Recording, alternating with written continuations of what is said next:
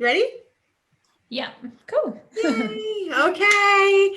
Hi, everyone. Welcome to Champions of the Light, the super series where we interview incredible leaders and find out how they triumphed over adversity so you can do the same.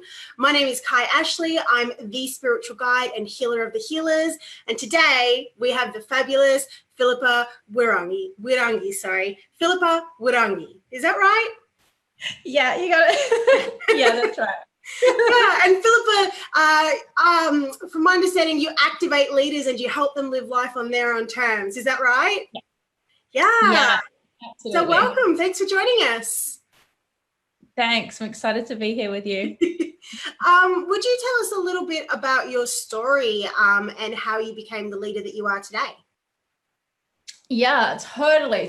So I'm super passionate about helping people step into the highest version of themselves.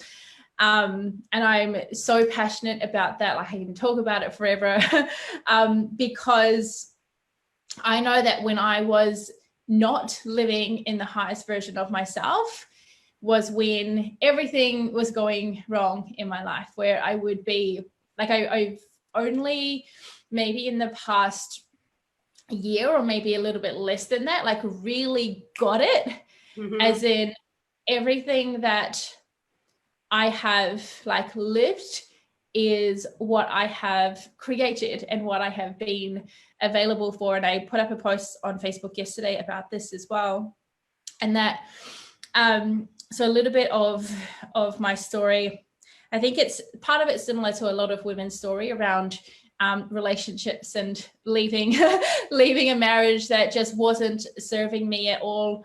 And I remember when I did that, when I left my marriage, like a few years ago, like years and years ago now, I was journaling for about 4 hours that day around what I actually wanted in my life and how I wanted to live my life, how I wanted to be, what I wanted to create, how I wanted to feel every single day. And after that like 4 hour intense journaling session, I think I filled up like my entire journal with wow. Everything in there, is when I was like, fuck, I don't actually want to be in this marriage anymore. It's just, and it was like this complete separation of emotion. So we had kind of like separated and come back together so many times, and every time we'd have an argument, I'd be crying and emotional and be like, no, don't leave, all of this stuff. And at that moment I was like, that's it, like I can't do this anymore, because I had created such a fucking strong vision of what I wanted. And this vision of what I wanted in this 4 hour journaling session was me being that highest version of myself. So at that exact same day, I told him, I was like, we're done. I'm like, this is done. And I was really surprised with myself that there was no like emotion. I wasn't crying. It was just like a matter of fact. These are what the facts are. This is now what I'm going to do, and we're done. There's like nothing else that he could do to try and win me back or anything. I had already made up my mind with that. And it was like such a beautiful and also up and down journey from there, of trying to figure out, because then all of a sudden I was a single mom of 3 kids, and I was running my business and I was doing everything myself. And so it was just a lot of trying to figure out how to create this reality as I go, like as I kind of went along. So a lot of it was just me, okay, now what am I going to do each day and each moment to make this thing that I wanted to be a reality. And then there were some more big what would I call them, experiences that happened from then until now as well. So one of my sons, he almost drowned, and then he was needing 24-hour care for the rest of the time that he was alive for, which was 2 years after that. So he was he had severe brain damage from not having enough oxygen go to his brain, obviously. So yeah, that was a really hard time, like hard in that moment when it happened, and then also hard in the times afterwards of the caring for him and not knowing what was going to happen each day with him as well. Yeah. So there was that as well. And I think what did get me kind of through it all was knowing that, or having the belief, I suppose, having the belief that everything does happen for a reason. And also having the belief that, like, this earth plane isn't the be all and end all, and this earth isn't the best place that we could go to. Yeah. You got so me going now. It was having that release as well, because he did pass away 2 years after that accident. So that was in December 2017. Yeah, December 2017 was when he did pass away. And so I think because I really had these beliefs, and I've been working on them for quite a bit as well. It was, I wouldn't say easy, but it was easier for me to accept what had happened, knowing that this earth plane wasn't or isn't the be all and end all, and it's not the best place, you know, that there is like the better place available, whatever that is, and knowing that he was going to go to the better place.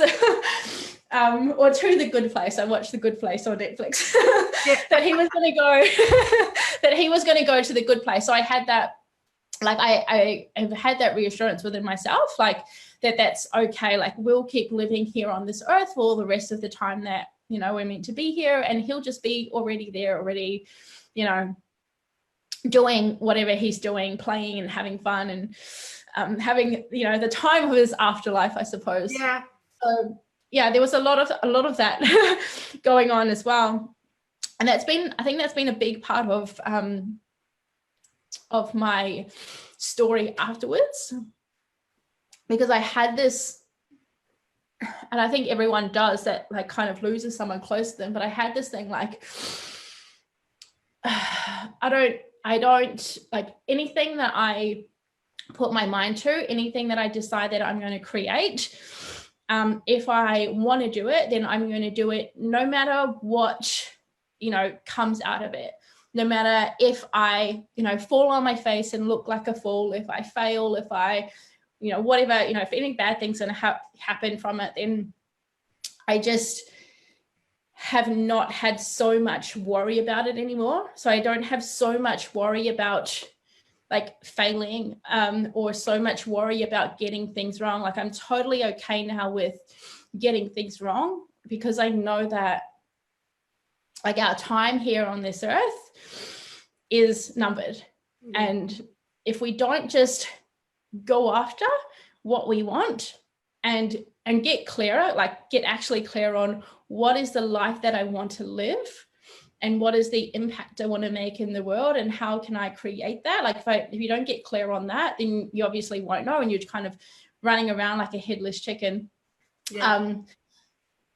So now I'm just like, well, this is what I want to do, and this is what I want to create, and I'm going to do that no matter what the norm is, or no matter what other people say, or no matter what, for anything. If I want it, then I'm just going to go for it, because why wouldn't I? Yeah. Wow. Yeah. Wow, that's such an incredible story, and is going to help a lot of people who are already going through their own type of grief understand that they can actually find success. Doesn't feel like the right word here, like as in like that sense of peace, you know, which is a type of success. But yeah, thank you so much for sharing that, Philippa. Yeah, thank you. Yeah. So actually, that is a good question, the one that I have in my head, which is, so I know some people watching this, they might, when they lose somebody, they might feel a little bit lost and unsure about what to do. But as you said, your faith in the afterlife really helped pull you through. How could people strengthen that? Like, what really helped you to strengthen that for yourself? I'm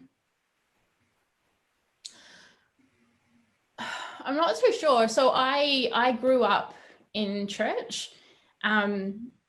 So my family itself didn't go to church. So my dad was a dope marijuana dealer for quite a long time, and he was in a gang and kind of had that life, and my mum was just kind of along for the ride with him. And then we had a family friend who would come and pick me up every Sunday and take me to church. And I think what was cool about that is that it was like my escape. So going to church on a Sunday with her was like my escape from home life, because I always had this, I think as a child even, I always had this belief that that this life here wasn't the life that I was going to live. Mm-hmm. That I was going to live this amazing life, and I was going to do everything I wanted and be everything I wanted, and really create life on my terms. And going to church every Sunday with our family friend, who I call my auntie now anyway, was a big part in that, because I could see, I think what I could see, so definitely the church stuff and learning about God, and that was awesome, but I could see that people were living life differently. And I think because I was taken out of, like, every week, taken out of like my home life into this church environment where people were kind and nice and loving, and we ate yummy food every time after church, and that was like a highlight for me for sure, is that I could see evidence of a different way of life. Yeah. Oh God, I'm going to be emotional this entire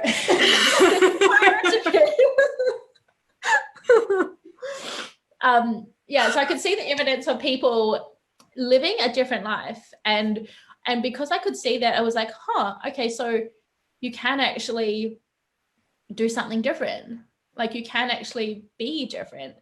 And I used to watch TV a lot as well. That was another escape for me, like watching TV and watching movies and seeing, Full House was a big one for me when I was watching it as a kid. I was like, oh, that's really cool that this family is like this and they're living like this, and just seeing like different ways of living. So I think that's when I started questioning if there is, like, if outside of my current environment, there are different environments and there are different things out there. Then I started questioning as well, if what I'm seeing now in this like environment here on earth is, what I'm living in, like, could there be something else? Could there be something else afterwards? So I think it was that constant being curious and looking out and being like, okay, that person is like that and that person is like that. It's completely different. Like, we don't have to be the same. We don't have to have the same beliefs or feelings or how we live. So it was always just taking that step further, I think, of beyond like humans and earth, and like, okay, what else is out there? What else is there? And I think because I've been so influenced by movies, watching movies where there's like aliens and and things outside of earth, I'm like, I wonder if that's actually true. Like, that may be true. I don't know. Yeah. So I think it was just that constant questioning and just deciding, okay, I'm going to believe that when we, are finished here on earth, when our job is done, whatever the job is that we're meant to do here on earth, and our time is over, that there is another place that we go to, and it is an awesome place, and maybe it's just like another level of living, or maybe, like, I have no idea, but maybe there's something else there. So I just decided, okay, that's what I'm going to believe, and and that's that. Yeah, I love that. And I think it's such a good life lesson, what you say about how you got to see how everybody else is living sort of different lives, and that it's not just one way. Because it can be so easy to get stuck into, thinking that life is just one way, like life is hard, or men are this, or women are that, or, people aren't like this, you know what I mean? Like all these stereotypes that people have, and being able to understand that you can actually just like shift and see that people are living life differently, and you can choose to live like that too. Yeah. So, I want to bring this back, okay, to that amazing journaling exercise that you did, if that's okay. Would you talk a little bit about how somebody could maybe like replicate the experience, but more like how would somebody go about journaling their greatest vision so they can make those decisions in their life? Yeah, I think the first thing is to just allow yourself to do it, and also know that there's no right or wrong way. Whenever I talk about journaling to people, like people that haven't journaled before, and they're always like, well, like how do you do it? And do I write in a book, or do I write on my phone, or what? And they're kind of trying to find some like rules and guidelines to do it by. And the best journaling that you could ever do is just when you ask yourself questions and then you answer them truthfully to yourself. And it's okay just to kind of scribble along. So sometimes in my journaling, I'm just like scribbling random things and random words and just waiting for something to come through. Or those random things and random words are the things that come through. So it's, just giving yourself permission to flow with it. And definitely journaling prompts are like, they're very, very helpful, especially if you are kind of like stuck in your head and you don't know how to actually start writing. So just asking yourself a question. So something like, what do I really want to say today? Or how am I feeling right now is a really good one, because you can just start writing like, I'm feeling okay, but feeling like this and feeling like that. And then you kind of keep going. So it's kind of like you're talking to a friend, but you're not having to think about everything that you're saying. And you can write, you can write things and then change your mind on the next line if you want to. And you just keep going and going and going and going until you feel like you're complete, and until you feel like you're done for that session or for that day. So I think that's the biggest one for people is really just giving your permission to just pull out a pen and a paper or a book. So I like to physically write with a pen and a journal and an actual book. Some people do it on their computer or do it on their phone, but I like to put pen to paper. I feel like it's a lot more powerful when we do that, because then if we do kind of like make a mistake, then you can't really backspace it and delete it and say, oh no, I don't want to say that anymore. You just let it be, and whatever comes out is perfect, and it's what needs to come out. Yeah, absolutely. And how can people, either through journaling or some other way, how would you suggest people get started or really accelerate their efforts to like step into their higher self? Yeah. So a good question to ask yourself is, if I were being my higher self, what would that look like? Yeah. And so something that I like to do quite often is step into my higher self as if it's an alter ego, and also writing about it as if you're writing about someone else. And the power in this is that it's so much easier for us to talk about someone else than it is to talk about ourselves. And sometimes if you're writing about your higher self in the form of we start to kind of get that thought in our head. Our monkey mind is saying, no, you're not. You're not that great. You don't make that much money. You're not that confident. If we're like writing, I am confident. I receive $10,000 every single day. Like, you're trying to write as your higher self. Sometimes we can fuck it up and tell ourselves, no, we're not that. Yeah. So if you're writing it, like giving your higher self or giving your alter ego its own persona, and so giving it its own name. So my name for my alter ego has always been Penelope, because I love the name. And I used to always tell people at school, if we would go away on trips to, different towns and people didn't know me, I would tell, those people that my name is Penelope. And I would pretend that I was, not Philippa, and that I was not the shy little girl, and I would pretend I'm this, you know, fabulous Penelope that they should get to know. Awesome. So yeah, so if you write it as if it's your, you know, it's your alter ego and you're giving it the name. So something like Penelope is so confident. Penelope makes $10,000 every single day in her business. Penelope lives life with ease and flow, right? And that just so that you can actually get everything out that you want to get out and that you want to start stepping into. And you'll find it'll be a lot easier to actually write out your higher self in that way. And then all you get to do next is go through the list and find the things that you can start implementing right now.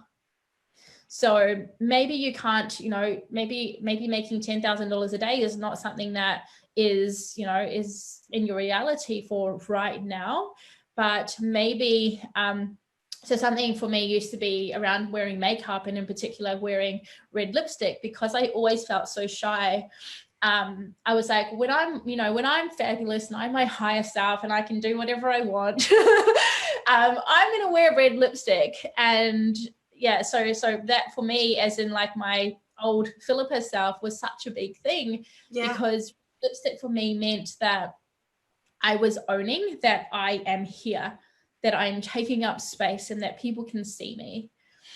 Having, you know, these red lips on my face to me meant, you know, I have a voice and I have something to say and you should listen.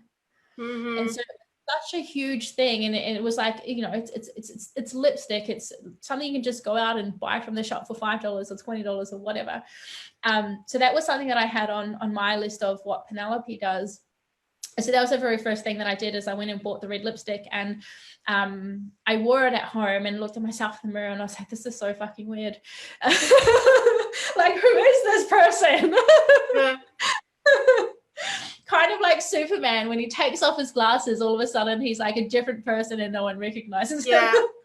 You know what? You and I have this in common. Like, that was years ago, I purposely started wearing lipstick because I realized I hadn't been wearing lipstick for a long time, and that every time I wore lipstick, it always made me feel better about myself, and like I just, you know, my lips felt better and all this sort of stuff. And so I started wearing lipstick, and I don't know if it was as conscious as that, but I definitely was like, wow, I'm going to start wearing this. It makes me feel better now. So that's like really funny. And the first one that I did was red lipstick. Yeah. But it's been good because it's been like this progression of stepping into Penelope, where Penelope now is just Philippa. Like, I don't have to now be my alter ego Penelope, because like I've integrated her into like every part of my life. And definitely still times where I slip back and slip into like old Philippa for like a few moments, and then I'm like, okay, let's go back onto this end now, and let's just, you know, stay up here in the high vibe self. So yeah, but what I know now is that I can see and I can be aware of when I'm not being my higher self. And sometimes I just play there because it's fun, and I'm like, okay, I'm just gonna, you know, be a rebel and play down on the low vibe side for a little bit, and then I'll pull back into the higher stuff again. So yeah, it's a little fun game that sometimes I like to play with myself.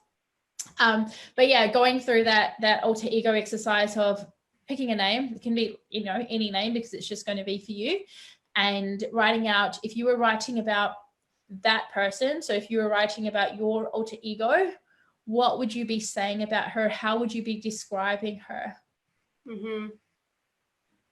Yeah, absolutely. And I love the idea of matching it up, you know, like looking at what's the gap and what can I implement now. So what about when people find that they do go back down to the lower vibe selves and they're still trying to implement it? Is it as easy as you just like look at the list and find something to implement, or might there be something more that someone could do? Yeah, well, you can definitely look at the list and find something to implement, but also looking at what has happened that's caused you to go down there, just so you can really get it at its root. So something that would always trigger me to go back down there is like my ex-husband. like whenever he would send me a message or something, I'd be like, you know, in the low vibe state. So I like, and it was like hard to, it was hard to get out of, like in that case. It wasn't as easy as of just like choosing and then I'm going to be high vibe now.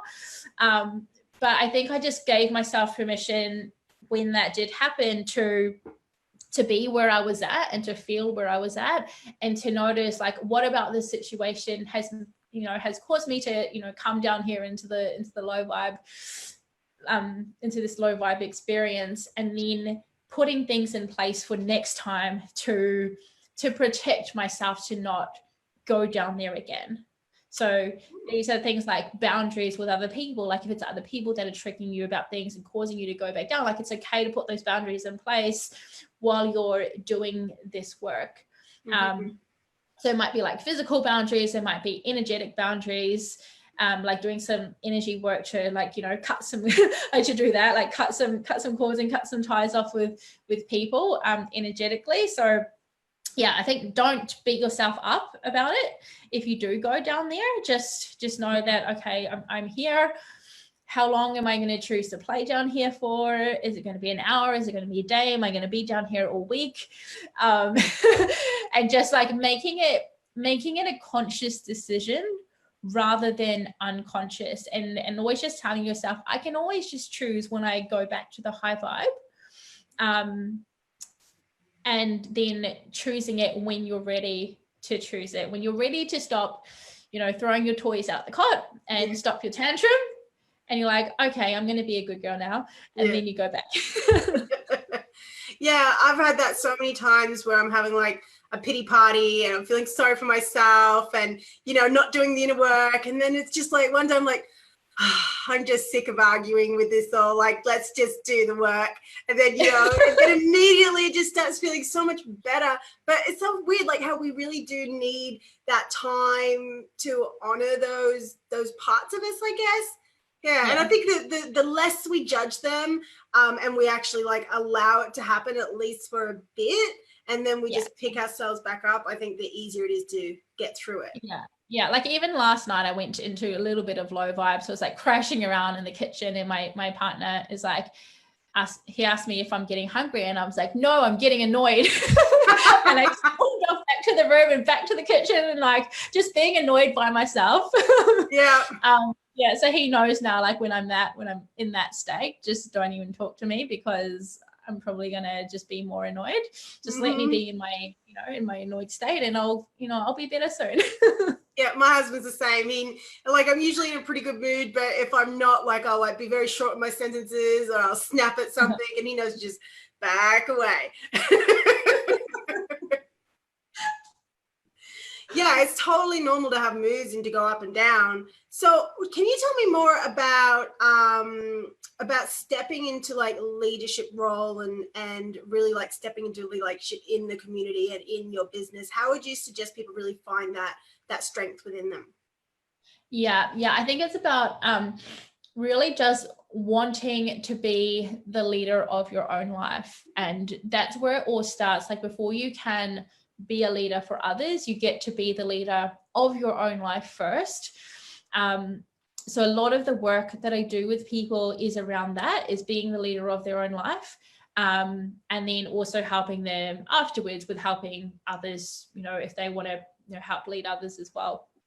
And so, a lot of it is being real with yourself around what you have created up until now, and like something that I always say to people is that the life that they're living now and what's going for them, you know, what's going on for them right now is what they've chosen to happen. So let's just like be really honest with, you know, about that you're here and you're living this life that you're living, like whatever that life looks like, because you've made choices and decisions along the way that's caused you to be here. So it's just like owning that you're here because of you, and it's not because of your ex or or because of whatever else is happening around you. Like we always get to, like, things definitely happen all the time that are external, but how you react to those things or how you respond to those things is the decisions that you're making. Like with, when government stuff happens and people are up in arms about the government making choices and whatever for them, like you have a choice to do something else. There's always another way. There's always a way that you can create the life that you want despite what's going on externally that might feel like your hands are being tied. So really helping people to get clear on that so that they can take the ownership fully for what they're creating from here on out and finish writing their story of their life like in such a powerful way, because we can't make those empowered and conscious decisions for our future and how we're wanting to live our life or create it for our family or, help other people if we're still in like victim mode of woe is me, this is what's happened to me up until now and my life is like this because of that thing. You can't move past that until you've actually owned it and been like, yeah, I've created this and this is what's happened because of me and because of the decisions I made. And now the awesome thing is that I get to make the decisions and choices for what my tomorrow looks like. Yes. Yeah, absolutely. It can be so easy to want to blame. Like it feels so good to blame others, but ultimately it's just not true because we always have a choice. And even if we didn't know what to do back then, that teaches us what to do next time. That's how I see 100% responsibility. Yeah, totally. Yeah. So do you have any final tips or strategies or secrets that you want to share with our viewers to help them on their journey? Yeah. Don't be so hard on yourself, and it's okay to fuck up. It's okay to mess up. It's okay to fall on your face. One of my favorite things to say is that if I'm not going to actually die, then I'm going to do it, whatever it is. Like if I'm not going to physically die, then I'm happy to do whatever I need to do. I'm happy to go to the end of the earth for the vision that I want to create. I love that. And that's such an important one because so many people, as we all know, like do hold themselves back. But ultimately, like that's what I feel is so important about being a visionary, where you work from the vision and then everything else comes from there. And I think it changes so much. Yeah. And also like if we did die, then it's fine. I think I was saying that. Yeah. I was saying about it. I did a live stream about the coronavirus the other day, and I'm like, if I get the coronavirus and I die, then I guess it was meant to be my time and I was meant to get it and I was meant to die. But if I'm not gonna stop living my life. I'm not gonna stop traveling because I'm scared of it, right? If I get it, then I get it. Too bad. I'll die. Goodbye. I'll see you guys later. Yeah, exactly. We can't live in fear, and we have to understand that a lot of things like that are hype. And yeah. But I feel by toilet paper. yeah, I know, it's hilarious. I forgot what I was going to say, but yeah, it's absolutely hilarious how that happens. Yeah. So, would you like to tell everybody about your fabulous free gift, and I will share it in the comments so everyone can grab it. Yes. So it's called Activate Your Freedom, and it's a 5-day freedom activation mastermind. And I think if you've loved us talking about the journaling stuff today, you're going to really love going into there. A lot of the activities are helping you to get deeper via journaling. So we go through not being so held back by your story and by your past, and really just owning that. And then we go through being your fully expressed self. So I'm doing a talk about being your fully expressed self at an event this weekend in the Gold Coast, and it's my most favorite. I think it's my most favorite thing. I think I say everything's my most favorite thing to talk about. This is my most favorite thing to talk about is fully just being you in all of your all of your essence, all of your parts, all of the things about you, whether you're highly emotional, and I feel like I'm always highly emotional, or, you know, or you've got a story that you're scared of people finding out, and it's like totally okay to just be you. So we're going through that in the second activity. Been going through some things around time as well, and being real about your time and what you're creating. I think that's a huge thing for people, is like, I don't have enough time. I don't have the time to work on myself. I don't have the time to create the life that I want to live, which I think is just so stupid. Yeah, like, why would you not make the time to create the life that you want to live? I know. And we go through some money activations as well, and then really like embodying being your higher self, and embodying being someone that is living with freedom in every area of your life. So yeah, it's such an awesome like mastermind that, yeah, I'm so proud of how it's all come together as well. And a ticket's still available for that? Yeah, so you can jump in. We did it live, but all of the replays are in there. You can just jump in and watch them all. Awesome. And what's its name? Activate Your Freedom. Activate Your Freedom. Okay. Yeah. Great. Okay. So Philippa, I thought you said that you were going to speak at a live event, and I thought you were still talking about the live event that you were going to. Oh, no. Well, what's the live event that you're going to this weekend, in case it's Freedom Fest. Yeah, the live event is Freedom Fest. It's a 4-day conference in the Gold Coast in Australia, so it's going to be super awesome. And I leave tomorrow morning, so I'm excited to. It's exciting. Yeah, excited to do that. It's going to be some awesome speakers there as well. Great. Okay, well, thank you so much for joining us today, Philippa. Thank you, Kai. Thanks for having me on. Yay. Okay, so if you're not following Philippa yet, make sure you follow her. Go down and grab her gift. If you're watching on Facebook, it's in the comments. If you're watching on YouTube, it's in the description. And if you are on YouTube, please subscribe and like. And make sure you tune in for all the other interviews in the Champions of Light Super Series. Okay, thanks so much, Philippa. Thank you. Okay, bye.